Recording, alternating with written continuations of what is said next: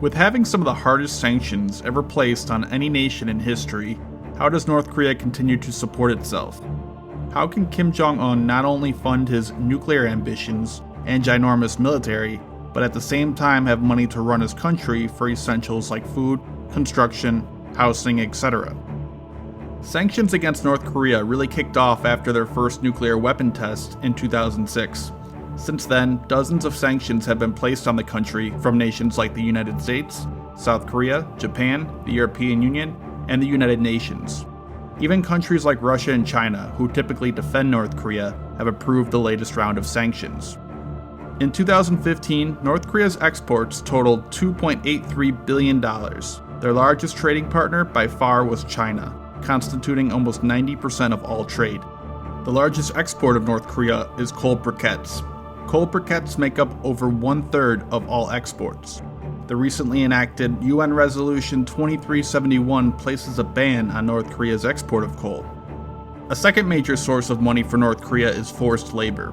North Korea has an estimated 75,000 to 100,000 workers working in countries such as Russia, China, and a few Middle Eastern nations.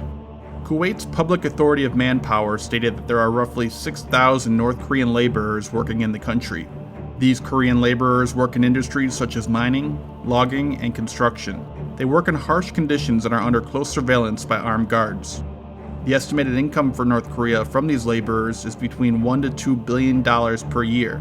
U.S. sanctions placed on North Korea this past August did not outright ban these laborers, but it did ban nations from increasing the numbers they have in their countries. North Korea also makes money to support its regime through illicit trade and activities. A major source of income has been the arms trade. North Korea has sold weapons to countries like Iran, Syria, Cuba, Brazil, and Mexico, among others. Current UN sanctions now ban all arms exports from North Korea. However, they have since developed an extensive and complicated trade network in an attempt to avoid these sanctions. North Korea has also been suspected of counterfeiting currency on a large scale. In the 1980s, large numbers of counterfeit US $100 bills were discovered to be in circulation. These notes were nicknamed the superdollar due to their extremely high quality, making them almost undetectable compared to real US currency. It has been confirmed by multiple defectors that North Korea is responsible for at least some of these counterfeits. Other moneymakers for North Korea include human trafficking, hacking, illegal drug sales, and insurance fraud. All of these mentioned illicit activities are ran through an organization known as Room 39. Room 39 is estimated to bring in over $1 billion per year for the regime. They also have assets spread across Asia and Europe worth billions of dollars.